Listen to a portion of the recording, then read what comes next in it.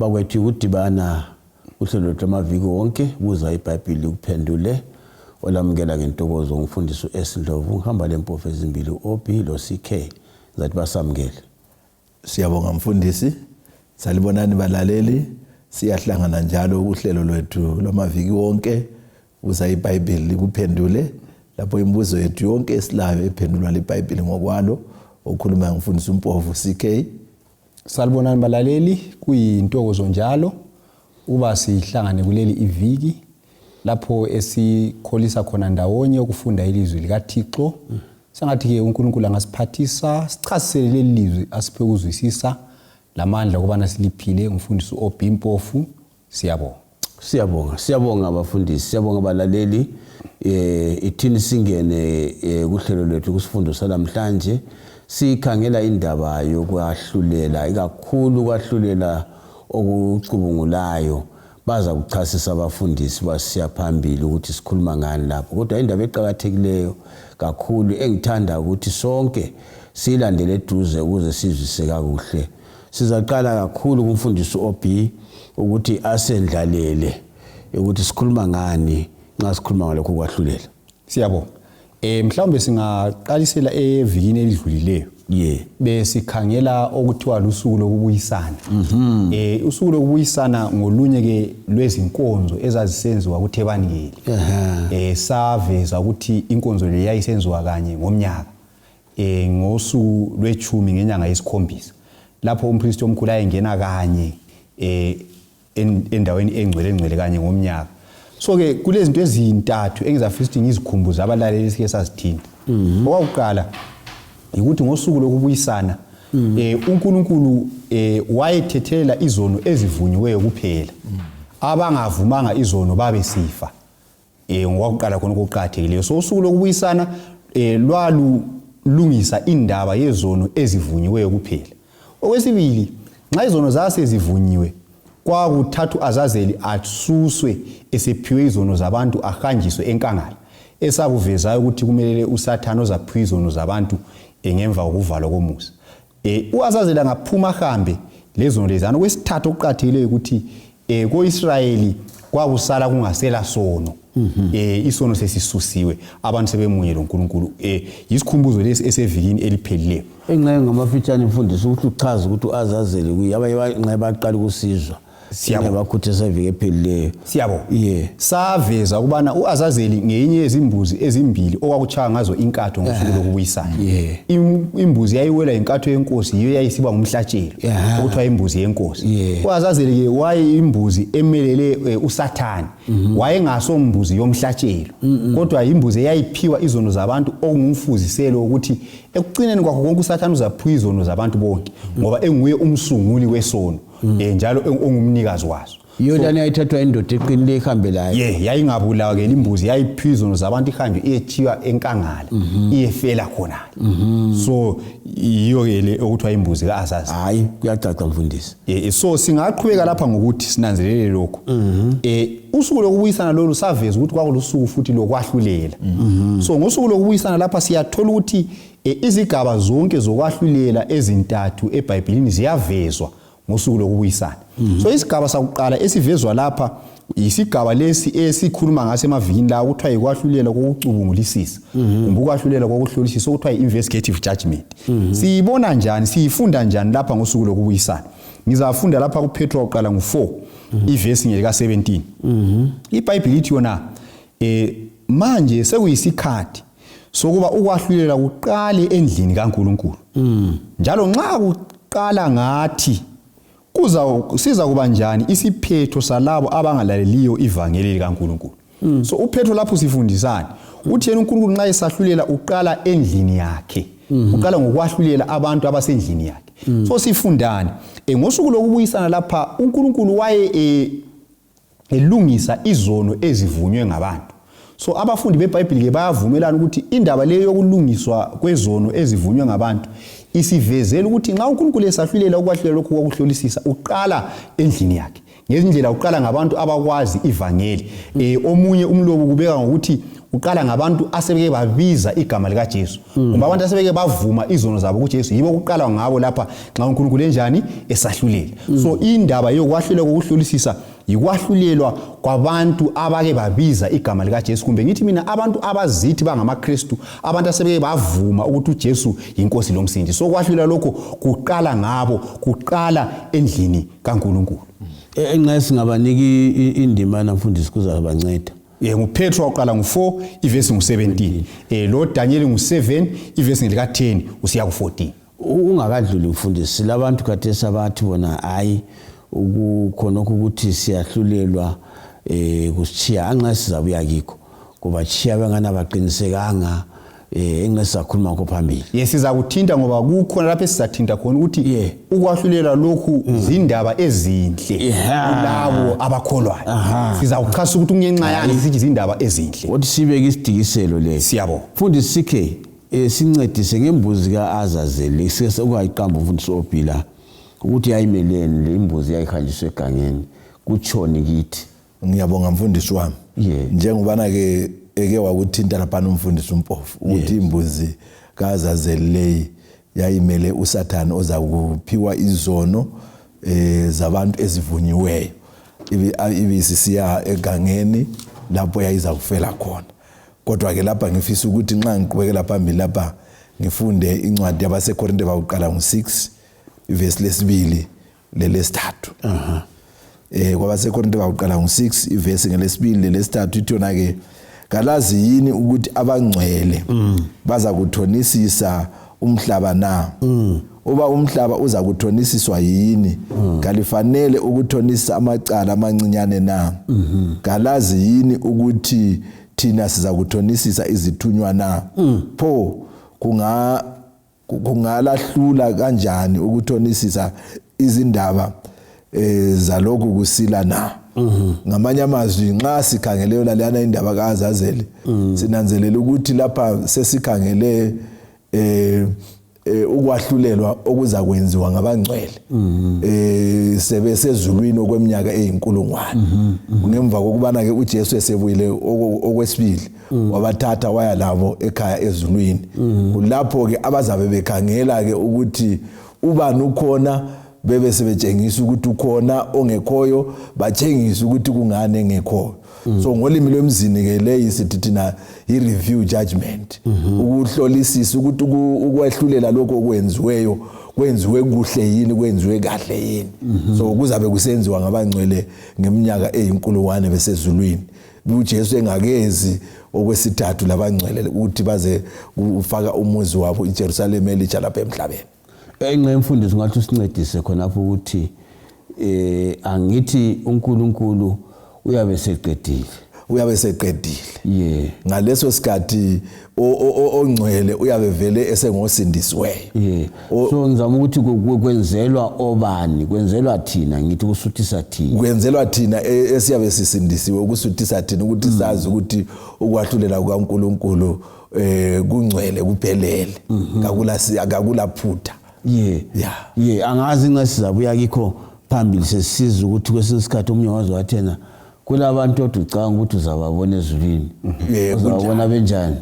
bengekho labanye ucanga ukuthi bengekho kumele bangabi khona babone bekhona so ngibona ngani khona kuyasincedisa ukwazi ukuthi uNkulunkulu kungani kuthiwa yini kuba transparent kuba sobala kuba akulanto efihlwayo kwenza ukuthi kungabi le ingqondweni kathi obhi lapha kuhambe njani ngoba uNkulunkulu kafuni ukuthi abantu nxa besindisiwe babe lokunye okulembuzo bathi sikhona lapha kodwa labonanga kuhle lapha so uNkulunkulu abanye bathu sebenzisa ukuthiwa i-open door policy ukuthi into zakhe zimgceke afihleli abantu kwenza ukuthi sibe kwazi ukuthi ongekhoyo sibili kufanele ngabi khona okhona kumele abe njani abe khona ukwenzela ukuthi siphile kungela muntu ocabangela omunye ongayisikho ngiyacabanga nje ukuthi abavela kwendawo ugcele khona icorruption angisoze ngiqamba ukuthi kungabi babe lohlupho ukuthi enxa kube le corruption kodwa ke khona ukuthi uNkulunkulu akwenza kube inceke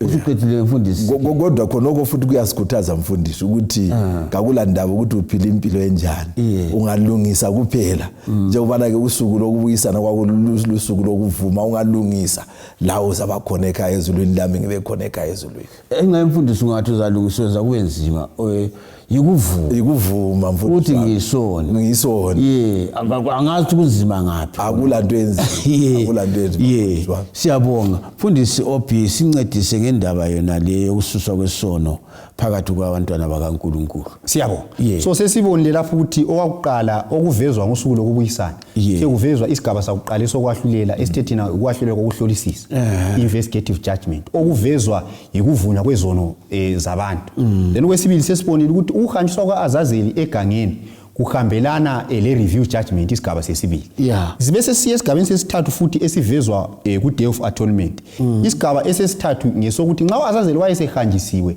enkangala kwakusala sokungasela sono koIsrayeli kusithi ukuthi isono sesisusiwe abantu sebehlambulukile ithebani selihlambulukile akusela sono so lokhu kufuziselana kufuzisela isigaba sesithathu esokwahlulela lapho uNkulunkulu azabhubhisa khona izoni lesono lo Satan lengilosi zakhe kusale kungasela sono kundalo kaNkulunkulu sikuthola ngaphi lokho kuSambulo 20 iverse ngeka9 usiya ku15 isigaba lesesithathu esejudgment ngolimi lwemzini kuthiwa iexecutive judgment lapho uNkulunkulu yabe sebhubhisa khona uSathane izoni lesono konke kungasabi khona uSambulo 20 iverse 9 ithi yona lapha bahamba emkhawulweni womhlaba basebegombolozela umuzi ongcwele othandekayo olabangcwele phakathi wasekusehla umlilo uvela kuNkulunkulu ezulwini wabaqothula uSathane owabadukisayo waphoselwa echibini lomlilo lesolufa lapho isilo lomprofeti wamanga ababekhona ibisithi iBhayibheli baza kuhlukuluzwa ngomlilo ubusuku lemini ungafunda uverse ngu13 iyaphinda futhi ithi yona uSambulo 20 lo ithi yona ulwandle lwakhafula abafileyo balo njalo ukufa le Hades kwaphoselwa kuwo bahlulelwa ngemisebenzi yabo ibisisi yaphambili uverse ngu14 ithi ukufa lengcwaba kwaphoselwa echibini lomlilo lokhu yikufa kwesibili laloba ngubani owatholakala engekho encwadini yokuphila waphoselwa echibini lomlilo so kwahlulela lokhu yikho kuthiwa iexecutive judgment lapho uNkulunkulu abe sebhubhisa khona izoni isono ukufa lakho kuyangcwatshwa kuthiswe echibini lomlilo uNkulunkulu yabe sehlambulula imvelo yakhe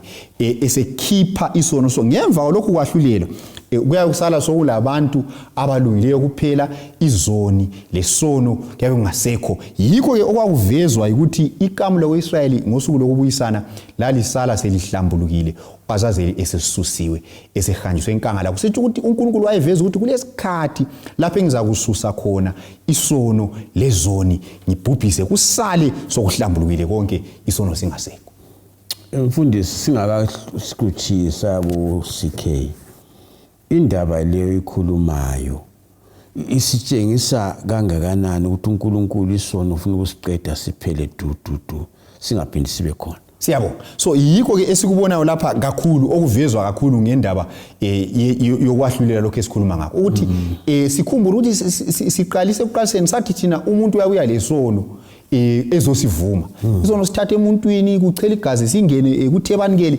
kuze kufike esigabeni sokuthi sizasuswa siphiwe Azazeli ahambe laso so sibona ukuthi uNkulunkulu vele yena akusebenzelayo nxa sikhuluma ngecebo losindiso yikususa isono yinjongo yakhe ufuna ukuthi kubuyele kulokho kwakuyikho khona isono singakanjani singakangeni so icebo losindiso uNkulunkulu efuna ukususa isono kumvelo yakhe bese ukuthi nxa isusa isono kunjalo abavumayo lezono zabo ziyasuswa kubo ekugcineni bayakuthola impilo engapheliyo baphile isono singasekho konke sokuyintokozo konke sokukuhle singavumelana yini imfundisi ukuthi ichibi lomlilo okhuluma ngalo lilungiselwa abantu kunjalo iBhayibheli iyasivezela ukuthi ichibi lomlilo leli ngumlilo olungiselwe uSathane lengilosi zakhe kodwa uNkulunkulu uzasala engasela okunyanga kwenza ngabantu abalele lezono zabo yabe kumele kube njalo ngoba ukulunga kwakhe lothando lwakhe kufisa isono sisuswe kumvelo yakhe. Siyabonga mfundisi CK, indaba yencwadi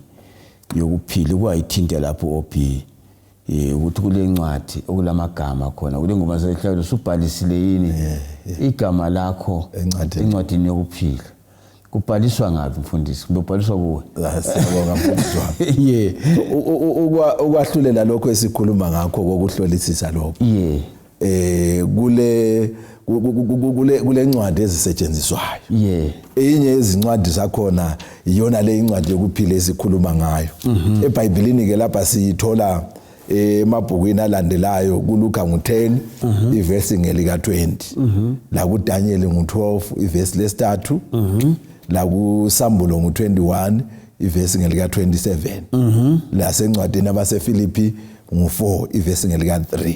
Kodwa ke ngizafunda ke amabili loba amathathu lapha ukwenza ukuthi sicasise kakuhle. Kodwa ungabala ugijima ungabala. Kulungile mfundisi wami. Thuba liyavuma. Ithiyona ke kuLuka ngo10 ivesi ngelika 20. Ukhuluma ngabafundi abalechumi abangamachumi ayisikhombisa. Uthi yena ke lingathokozi ngalokho okokuthi omoya bayalithobela. Kodwa thokozani ngokuthi amabizo yenu alotshiwe ezulwini. uDaniel ungcono uzibale zonke usuchasisa kanye. Ngiyabonga mfundisi wami. uDaniel abesesithena ke lapha uDaniel ngo12 ivesi lesi3. Uthi yena ke lapha abahlakaniphileyo bazakhanya njengokukhanya kwesibhakabhaka. Lalabo abaphendulela abanengi ekulungeni bakhanye njengezinkanyezi kuze kube nini nanini. Abesesithi ke kuSambulo ngo21 lapha ivesi ngelika 27. Uthi yena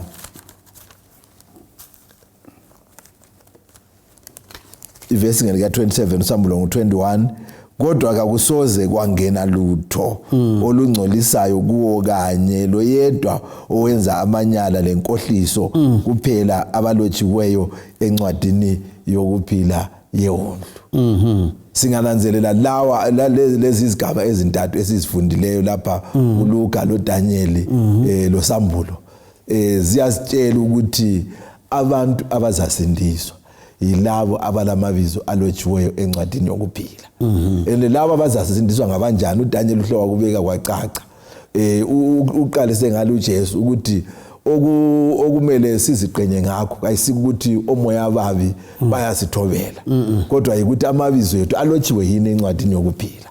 So ke incwadi le yokuphila yiyo ezabibeka sobala ukuthi ukwahlulela kukaNkulunkulu akula nsolo kumgceke kusobala. I-open door policy yakhe iyabivele icaca encwadini yokuphila lapho kulamabizo abantu abanjani abasindisweyo. uSambulo uyagcizelela lapha ukubana ke ngakho ngitsho lo yedwa owenza amanyala lenkohliso ozatholakala ibizo lakhe lilotshiwe encwadini yani yokuphila yewondlu. Ngamanye amazwi bonke abayabe belandela intando kaNkulunkulu abazabe besindisiwe amabizo abayabe bebhaliwe encwadini yokuphila yewondlu.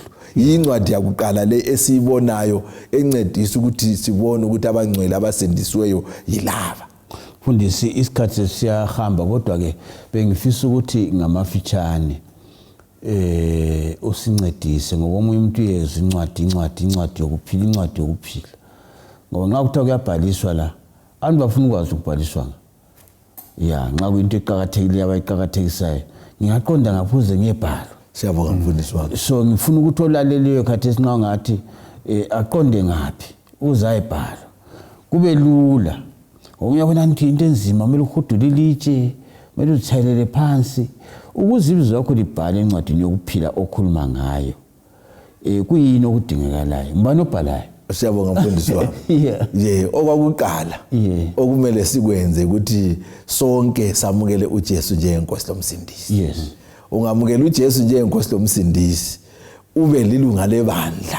Linyathelo lakuqala lelo lokubana ke ibizo lakho ukwamukela uJesu umkhetha ube lilunga lebandla. Linyathelo lakuqala lokuthi ibizo lakho nxa libhalwe emabhukwini ebandla libhaliwe lasemabhukwini lasebhukwini lewundlu. Wonke ovumayo owamukela ukuthi uJesu inkosi lomsindisi njalo uyakholwa ukuthi ngakho umunye angasindiswa ngaye ngaphandle kukaJesu, ibizo lakhe liyabhalwa encwadini yokuphila, encwadini yewundlu. Kodwa sisiyafika laphana incwadi leyi iphuma ngokukhetha la ngokuzinikela kwakho ukuthi umkhonze evandleni. Usuqedile mfundisi ukuvuma uJesu. Yes. Njengenkosi lomsindisi. Siyabonga lokumlandela. So lokumlandela. So lokho akula bandlululo, akula nketha bechave, wonke umuntu ulelungelo lokukwenza khona lokho. Mfundisi, ungigcwalise. Ngezinye indlela. Uthi ukuthi umuntu wonke oyamukela uJesu, ibizo lakhe liyabhalwa encwadini yani yokuphila. Umbuzo omkhulu ukuthi lizagcinakala yini?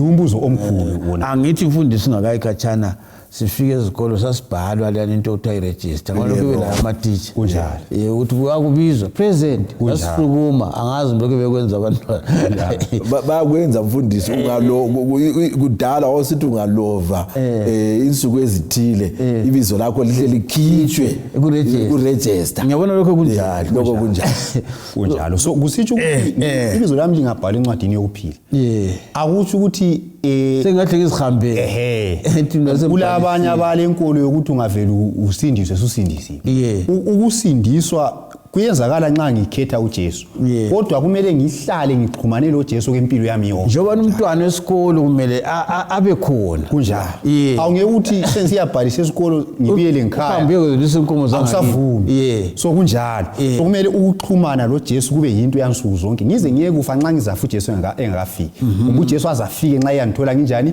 ngiphila ngiyabe lokho ngixhumane laye nsuku zonke ngikukumakisa ukuthi ngikhona kunjalo hayi nasi indaba mina ngifuna kube lule emntwini wonke into esizijayele siyabonga sikhangelele mfundi kule incwadi la iqhakathekileyo siyabonga kule incwadi yesibili lapha ebizwa kuthiwa incwadi yesikhumbuzo incwadi yesikhumbuzo siyithola kuMalaki 3 ivesi lika 16 ithi yona lapha labo abayesaba inkosi bakhuluma omunye komunye inkosi yabalalela yabezwa ngakho kwalotshwa incwadi yesikhumbuzo phambi kwayo yalabo abayesaba inkosi labanakana ngebizo layo so lapha sibona kule ncwadi yesikhumbuzo incwadi yabobani incwadi yesikhumbuzo incwadi yalabo abesaba inkosi kulotshwani khonapha kulotshwa izenzo ezinhle ezenziwa ngabantwana bakaNkulunkulu ngendlela abantwana bakaNkulunkulu nxa besenza okuhle besebenzela uNkulunkulu ngenjongo ezinhle uNkulunkulu uyakuloba encwadini yakhe yani yesikhumbuzo ungabala lapha futhi kuNehemiya 13 ivesi lika 14 nguNehemiya lo okhulumayo uthi yena ngikhumbule onkosi yami mayelana lalokho ungesuli izenzo zami ezinhle engizenzele indlu kaNkulunkulu wami lenkonzo zayo so lapho uNehemiya wayekwazi ukuthi uNkulunkulu uyaloba izenzo ezinhle ezenziwa ngabantu abakhe so uthi uNkulunkulu ngicela ukuthi ungayisuli izenzo zami ezinhle engizenzileyo ngizenzela indlu yakho lenkonzo zayo so abantwana bakaNkulunkulu konke okuhle abakwenzayo uNkulunkulu kakukhohlwa uyakuloba ngibona ngathi ngamazwi aqinisayo la ukuthi nxa ngisebenzela uNkulunkulu kwesinye isikhathi abantu bayakuhleka bathi uNkulunkulu kakukhohlwa kumele ngithembeke kuze kube sekupheleni ngisebenzele uJehova ibhuku lelizavulwa abangcwele sebephiwa imvuzo ekhaya ezulwini ibhuku lesikhumbuzo kodwa mfundisi sincede ukuthi ababhalanga ndawo wona ukuthi inkosi laphana ngapho omunye umuntu imali hayi bona kayisibo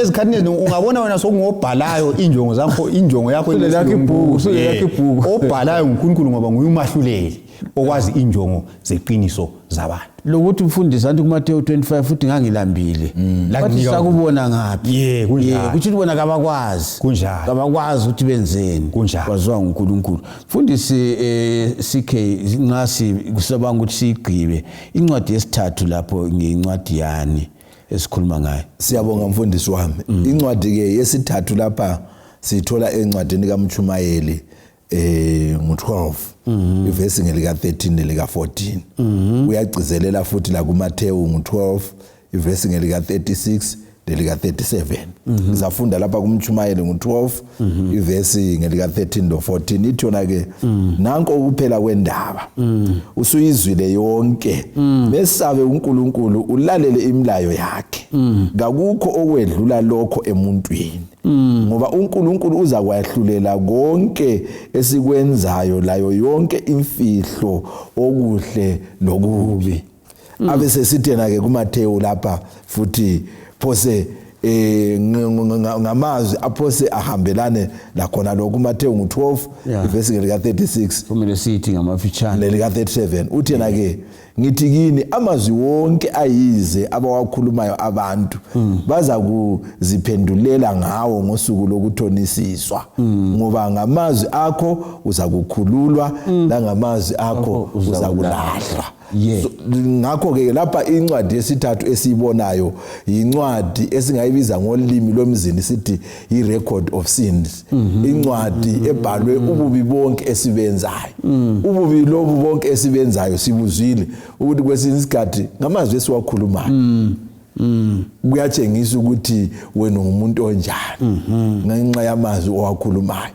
Ngakho ke ngosuku lokwahlulelwa siza kuphendula ngenxa yenkulumo ezaphuma emlonyeni yethu. Mfundisi nxa ukhuluma kanje ngicabanga abantu nxa bethatha kunjalo mfundisi wami siza kwehlukaniswa yikufa kunjalo bangaki abagcinayo lawo mazwi liqiniso omunye angaba lomkhuhlane engxenye omenzi ukuthi abe yisigogo kwempilo yakhe yonke omunye abe sesithi ngizaphila njani lekhabiji enje bemfuna ukutshiya kukhona apho njalo ukuthi wona lawo mazwi kule anti yabona nxa khona apha ngikhuluma wena ufaka lapha esigqingini kunjalo nabe sengikhohliwe kunjalo mfundisi ngikhumbula umuntu wangenela umuntu olinda amantshingelane wambulala base wathi hayi ngangingekho mlambo wathi ngangingaphi base bedlala umfanekiso wathi ngibani lo waphelela ngiyakukhona okutshoyo ukuthi izenzo zona lezo nxa abengazivuma ngabantu zibamelele kunjalo mfundisi singathini ngamafitshane bafundisa ukuthi sigqibe nje incwadi lezi ezintathu siyabonga singathi thina nxa konke lokhu kubona sibona uthando lukaNkulunkulu ukulahlwa yikuzikhethela ngoba kuthiwa bonke abavuma uJesu bayalotshwa encwadini yokuphila izono zabo zinjani ziyathethelwa ungazivuma uyathethelelwa uyasindiswa ngoJesu kubalelodwa mfundisi umuntu uvuna akuhlanyeleyo nanka amazwi abafundisi sizavuna esikuhlanyelayo kodwa ke silethuba lokuhlanyela okulungileyo nasi incwadi yesikhumbuzo lapho kubhalwa khona izenzo ezinhle nxa unceda abafelokazi intandane layo yonke imisebenzi enjalo uNkulunkulu kakhohlwa abantu bangakhohlwa kodwa yena akakhohlwa nazi indaba ezinhle ngokwahlulela bazalwane siyaqhubekela phambili balaleli sixoxa ngalindaba kwalamhlanje vumani sigqibe lapha kasidibaneni kuvikelizayo ngesikhathi esifananayo endaweni efananayo siyabonga.